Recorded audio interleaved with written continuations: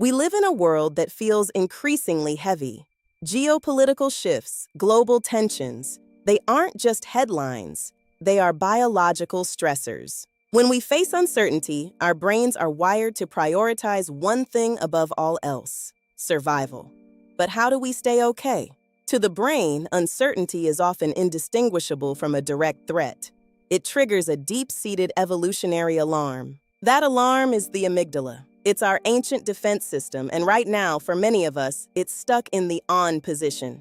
This persistent state of alert floods our bodies with cortisol, leading to what we call chronic hypervigilance.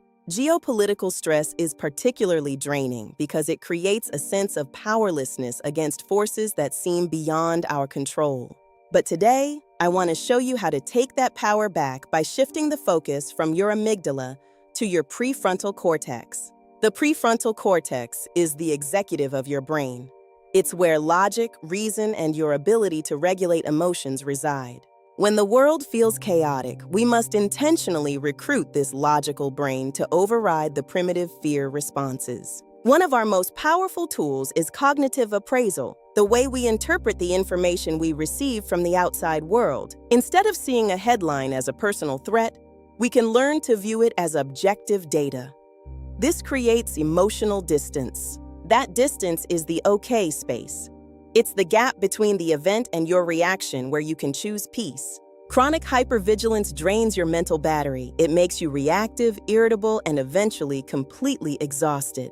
We are a social species. We feel the collective anxiety of the world, and it ripples through our digital and physical spaces. This is why digital hygiene is no longer optional. It is a fundamental neuropsychological requirement for your well-being. Just as you are careful about what you eat, you must be careful about the information you consume. Garbage in, anxiety out. Set specific times to check global events and then close the tabs.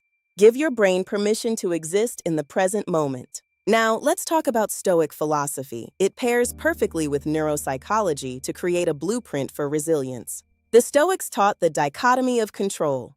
Separate what you can change from what you must endure.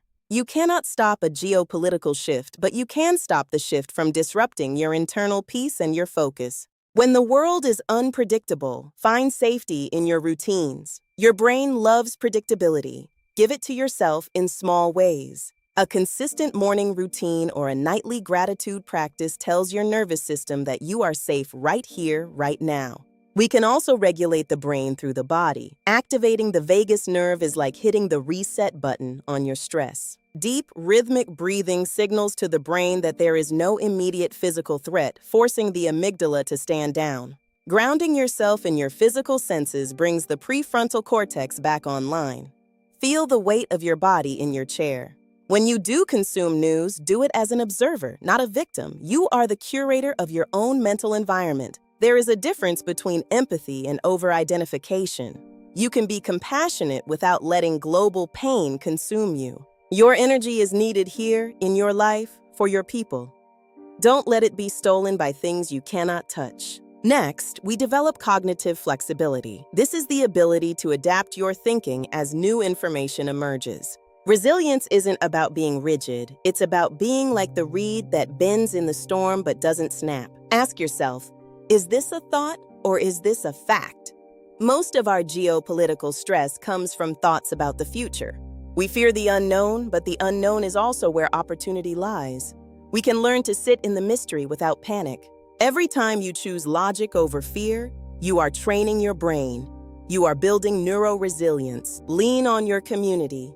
The collective is here to support each other as we navigate these complex times. Sharing perspectives and grounded discussions helps the brain feel less isolated in its experience of uncertainty.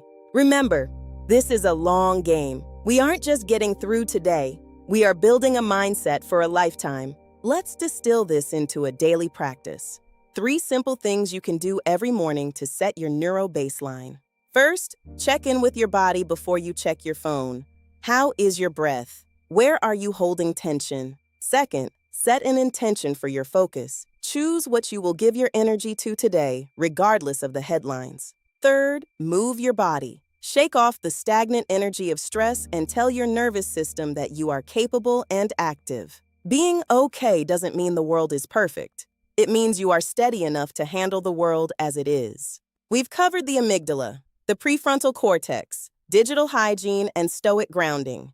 These are your tools. You have the neurobiological capacity to thrive in uncertainty. Don't let anyone tell you otherwise. The geopolitical landscape will continue to shift, but your foundation can remain unshakable. Take a moment to reflect on what you can let go of today. What global worry isn't serving your growth? Mapping your life means choosing your own path through the noise. It's an act of neurological rebellion. Awaken your mind to the possibilities that exist even in times of stress. There is always a way forward. We are stronger together. When one of us finds peace, it helps the entire collective find its footing. Be consistent with these practices. One day of grounding is good. A lifetime of grounding is transformative. Your brain's potential for resilience is unlimited. You were built for this. You can handle this. As we move into the second half of this exploration, I want you to visualize your own inner sanctuary. What does safety look like to you? Define it and then build it within your own mind. High emotional intelligence is the key to navigating global stress without losing your soul. It's okay to feel the pain of the world, but don't let it become your identity. You are more than the events around you. The event is out of your hands. Your response is your masterpiece. Make it a work of art. Wisdom comes from understanding the patterns of history without being paralyzed by the noise of the present. History is full of uncertainty. Our ancestors survived it, and we will too. Their resilience is in your DNA. You are the result of thousands of years of survival. Your nervous system is designed for this moment. Reclaim your focus.